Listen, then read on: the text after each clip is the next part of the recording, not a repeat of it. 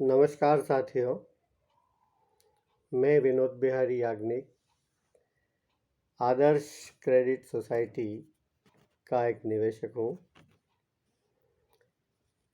कई साथी इसकी वर्तमान स्थिति जानने को उत्सुक रहते हैं। मेरे व्यक्तिगत विचार से ऐसा लगता है कि सही दिशा में सही तरीके से प्रयास किए जाएं तो भुगतान मिलना संभव है। आदर्श सोसाइटी तथा प्रमोटर्स के पास पर्याप्त संपत्ति है जिसके द्वारा हमारा भुगतान हो सकता है।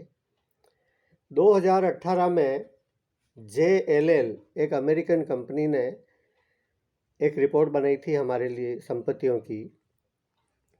उसमें 10,000 करोड़ से भी ज़्यादा की संपत्ति हमारी सोसाइटी की बताई गई है, जबकि हमारा निवेश लगभग 8,000 करोड़ के है। इसके अतिरिक्त कई प्रमोटर्स की निजी संपत्तियां भी है जो उन्होंने आदर्श को रहन रखकर लोन ले रखे हैं और रिपेमेंट भी नहीं कर रहे हैं। अगर उनसे रिपेमेंट आता है या उनकी संपत्तियों से भी कुछ किया जाए तो भी हमें भुगतान प्राप्ति में कोई बाधा नहीं आ सकती। संपत्तियों की हमारे सोसाइटी के पास कोई कमी नहीं है।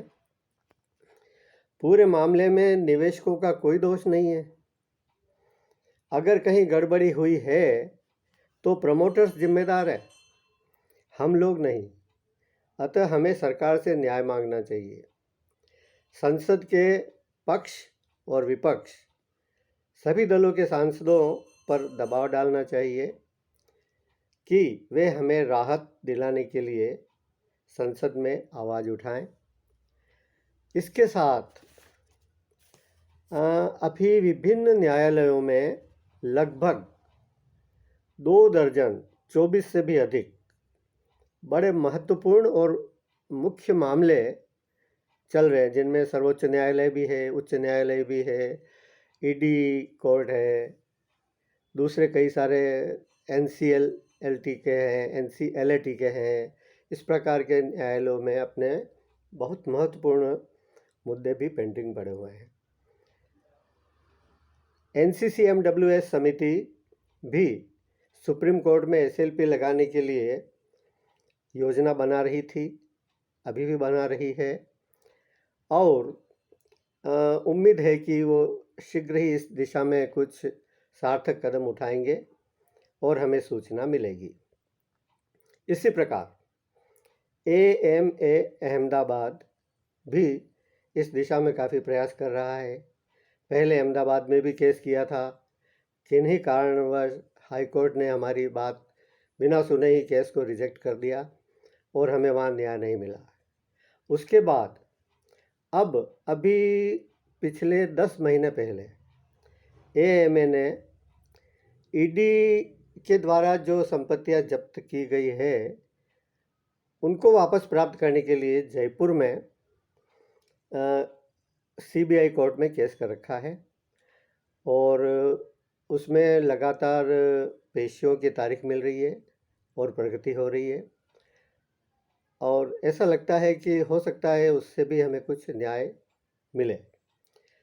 तो उसके लिए भी आप में से जो भी सदस्य उसमें नाम लिखाना चाहें, केस में अपना नाम लिखाएंगे, अपना क्लेम प्रस्तुत करेंगे तो वो केस मजबूत होगा और हमें हो सकता है कि शीघ्र न्याय मिल जाए।